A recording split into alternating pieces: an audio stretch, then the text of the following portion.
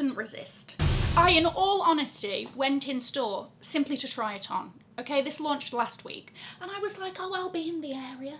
Let me just go and see, just to see. It's free to see, isn't it?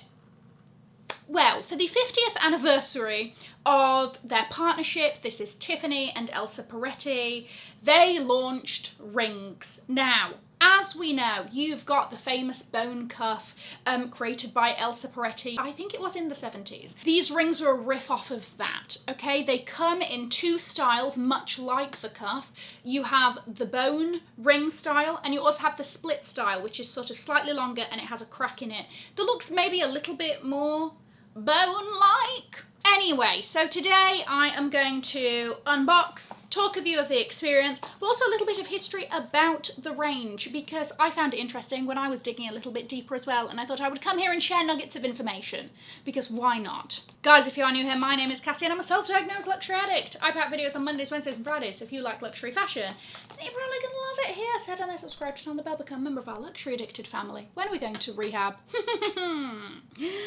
Never. I am lucky because I live in New York, and New York has the landmark. This took like a few years for them to build. I've got a tour of the landmark on the channel and everything. So you get these special bags when you shop there that has a little sketch of the landmark. It says 727 Fifth Avenue, and you also get this metal charm that would, I don't know, be fabulous hanging off of a Christmas tree or on a bag charms, I don't know, whatever you want to use it for. And as far as I am aware at the moment, as of me making this video, the landmark is the only store that has it in America, I think. Aside from that, you can buy these online freely. But, you know, for something like this, you want to be able to try it on. I have my little extra pouch here that was put inside there. Beautiful Tiffany blue, thank you so much. A receipt. I'll go into all of the pricing and everything. And then we have this little blue box. If you are visiting New York and you have the opportunity, do go visit the landmark. They have like a mini museum inside of like Audrey Hepburn's dress. All of the staff are wearing Givenchy designed uniforms because Givenchy designed the Breakfast at Tiffany's Audrey Hepburn dress. There's a lot that goes into it. There's a lot to see. You don't just have to buy things. You can just go and have a look and enjoy. Okay, so inside the box. Oh my gosh, I didn't even realize it comes in like the very fabulous... I feel like I'm being proposed to again, but to myself. Are we ready? Which one did I get? Which one did I get? Of course that would happen to me. I went for the split style. What a fabulous present. You know what? That's nice, isn't it? Let's not lie. Oof. Lovely padded velvet there. Oh, a little Tiffany & Co. New York since... That is the ring that they do proposals with, isn't it? My gosh, I feel very special. Anyway, so this is also the sterling silver version. They do these in yellow gold. They don't do them in rose. They don't do them in white gold. It's just the sterling silver and the yellow gold. And what's interesting is this is the cheapest of all of the styles. So not only is it obviously cheaper because it's sterling silver, but the split design, somebody's rummaging around, the split design is cheaper than the bone design, I think because that's got a bit more like heft to it. I have videos of me trying on both, so I will include those. Now the thing with the bone style was that I just found it like a little bit too round. I wanted like a little bit more of a wave to it, and I don't know, I just tried this on and it just looked great. So there's that. The other thing though with the bone, because it has that sort of roundness to it, they do say that you can wear it on the knuckle. I probably should have tried that out, but I didn't.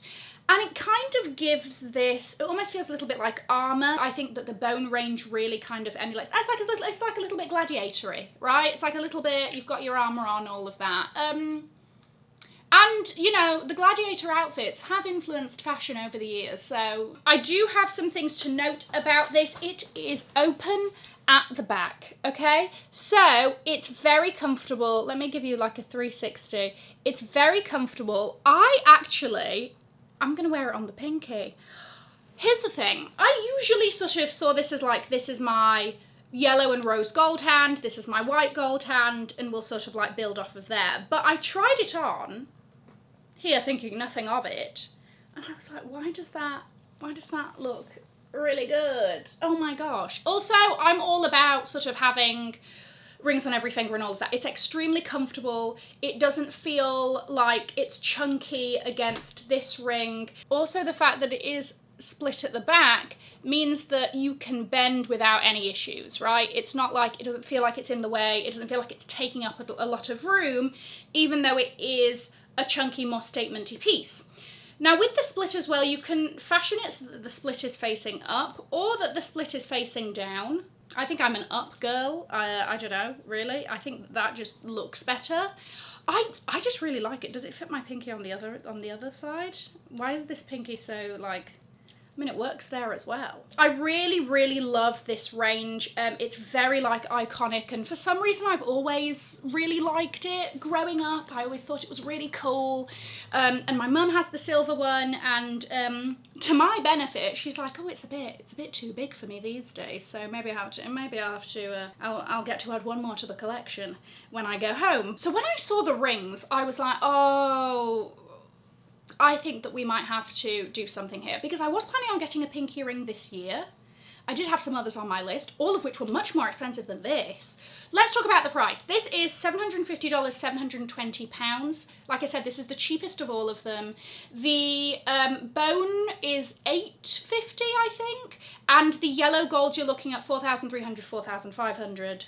Respectively for each design, right? And to be honest with you, I think that this is quite a decent price. I know that it's silver, and I know if you didn't go to Tiffany and you didn't have the name and all of that, but you know, clearly on this channel there's some value of branding. But I do think that, like, even if you compare it to costume jewellery from other brands, it's really good. What I'm trying to say is, within this category usually you have two options when it comes to like luxury designer pieces, right? So you either go down the sort of like Chanel fashion brand that also does costume jewellery, fine jewellery route, and for around this price you're going to get a costume jewellery piece. It's going to be brass, or it's going to be like metal hardware, and it doesn't necessarily have the longevity as something that's like solid sterling silver, solid gold, whatever.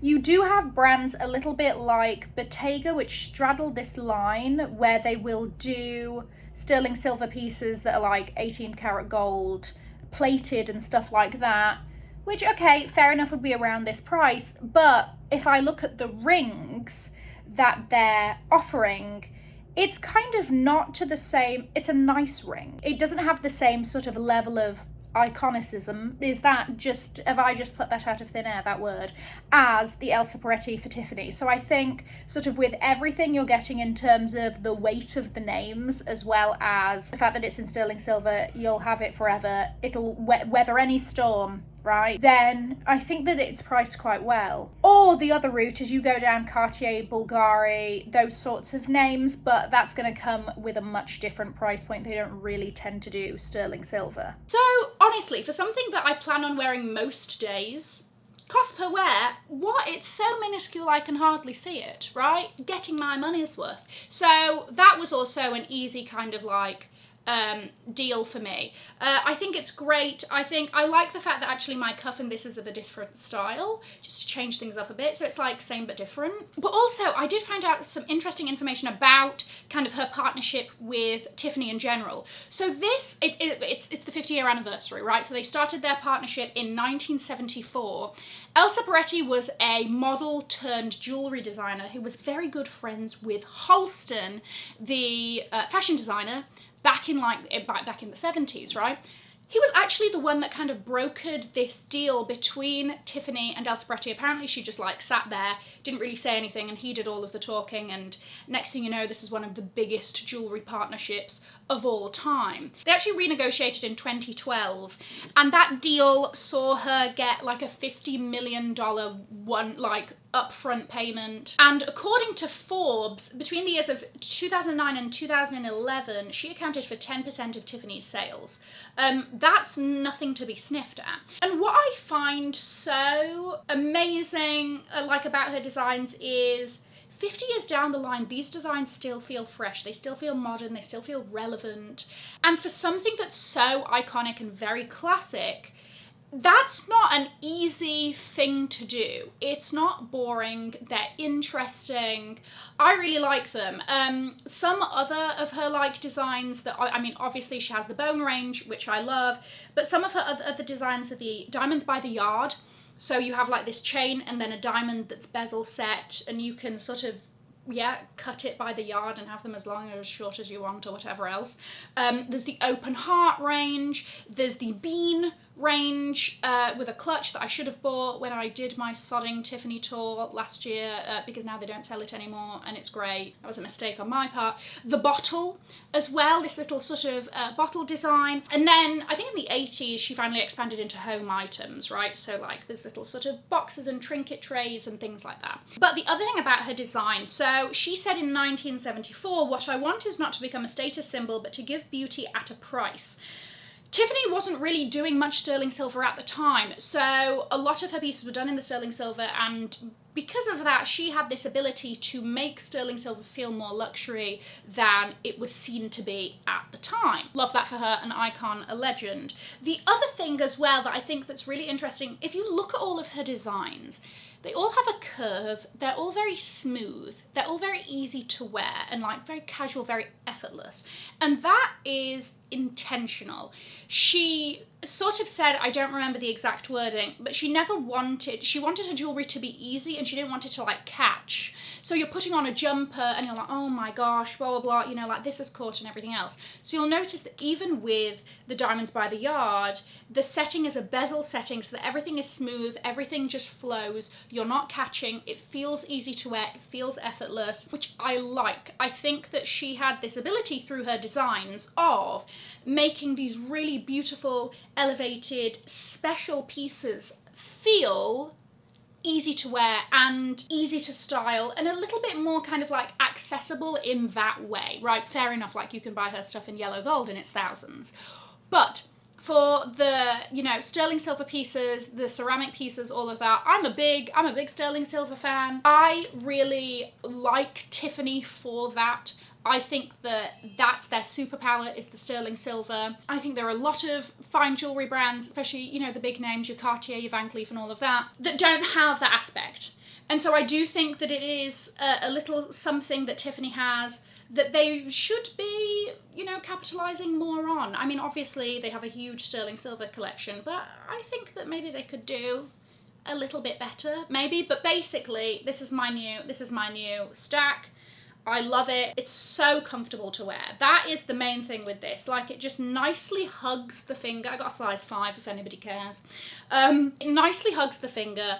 It's easy to bend and it just fits in seamlessly but still has an impact. And that is what I really enjoy. Oh my gosh, catch me doing like, oh, would you mind passing me the salt? Can you see my new ring? And you know me, I'm very specific about my rings and things like that, especially because I'm at a stage where I don't necessarily want to do chopping and changing just yet. I like to sort of have my pieces and wear them all day, all at once, all of that. And so I think that I like this. I like how this looks. I like how they work together. I actually think that the diamonds from this unsaid whirlwind ring mean that the sterling silver looks more a part of this family than it would without it. Does that make sense? Like here it kind of stands out a little bit more, but I think this pulls everything in really nicely. Either way, I'm very happy with my stacking. Also, shout out to the wonderful Tiffany SA who helped me, and actually, shout out, it really is a lovely experience. I mean, this is very clearly not sponsored by Tiffany. You know, I paid my own money for these things, but there is a lovely security guard who, as I left, he said, it looked great on you. I was like, oh my gosh, this is fantastic. What a fabulous experience in store. There you go. What do you think of the new Elsa Peretti rings? Let me know your thoughts. I'm going to leave a link to another video over here in case you haven't already seen it. Have an amazing morning, afternoon or evening, wherever you are. And in the words of my father, if you've enjoyed it, tell your friends. If you haven't, keep your mouth shut. I'll see you in my next video. Bye, guys.